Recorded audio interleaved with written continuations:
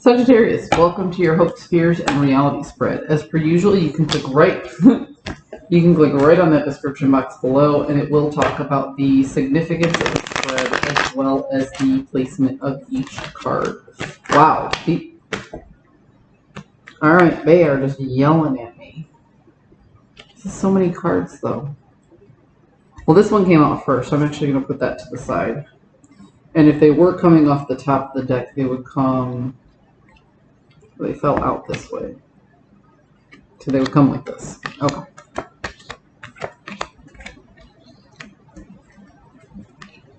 Alright, and you got that little bonus card there. So let's work with what we have, Sag. This is absolutely amazing. So, we had this week full moon in Pisces and the equinox. Alright? So having the moon in the inverse here tells me that this was a very healing time for you. Okay?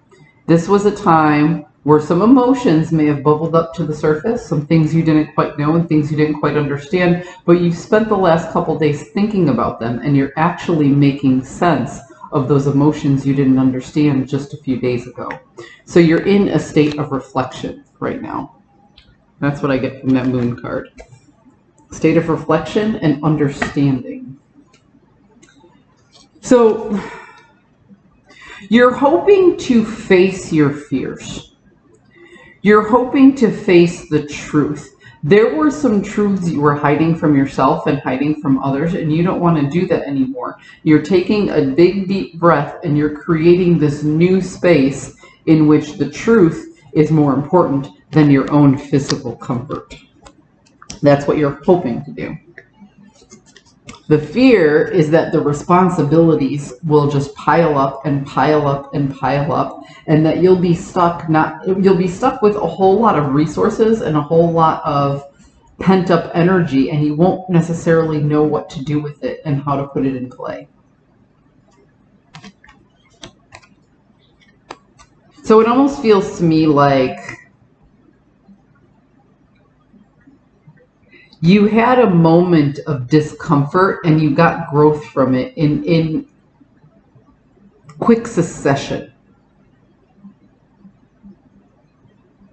It's almost like instant gratification for going through a difficult time. You had a difficult 2 days, and then you immediately made sense of why those 2 days were so difficult.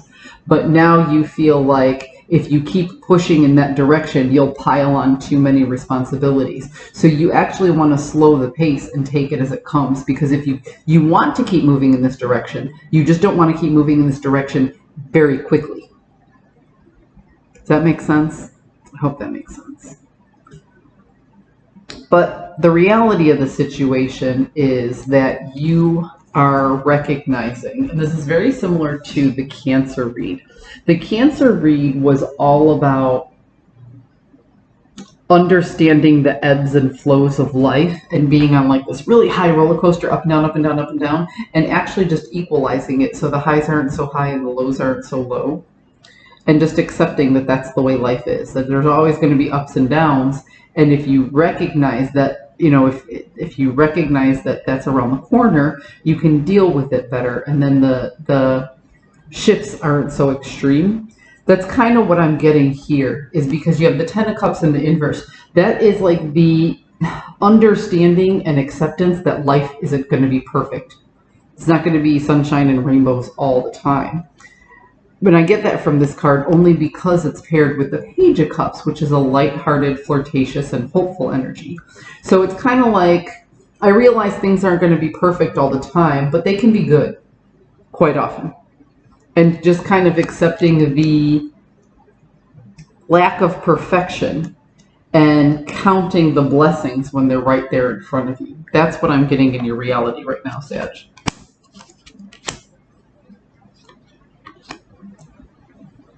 Yeah, there were some dramatic events that you recognized weren't serving your highest good. So you took the time to really take stock of what was worth holding on to and what you could let go of. And just that alone gave you this resilience to push past some of this very difficult upheaval of emotions that you dealt with.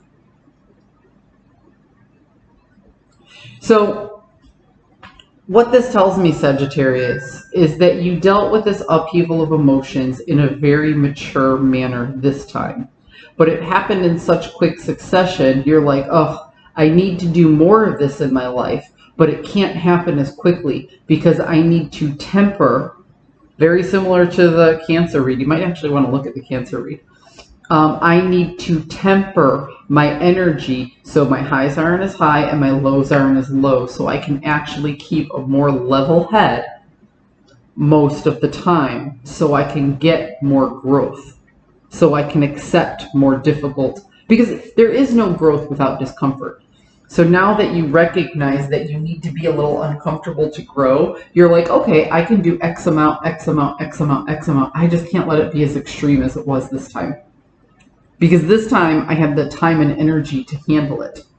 Next time I may not have the time and energy, so I need it. I just don't. I need the growth, and I want the growth and all the discomfort that comes with it so I can grow. It just can't be this intense all the time. So how do we make that work?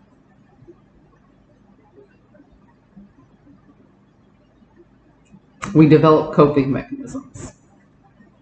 So if you have a chance and you really want to work on this, start looking up coping mechanisms and just do a little research and look into what actually interests you, and you might find something that works.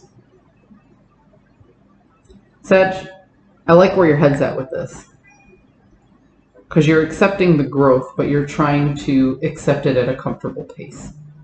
I hope you found a message that serves your highest good, and I wish you luck with this. I'll see you next week.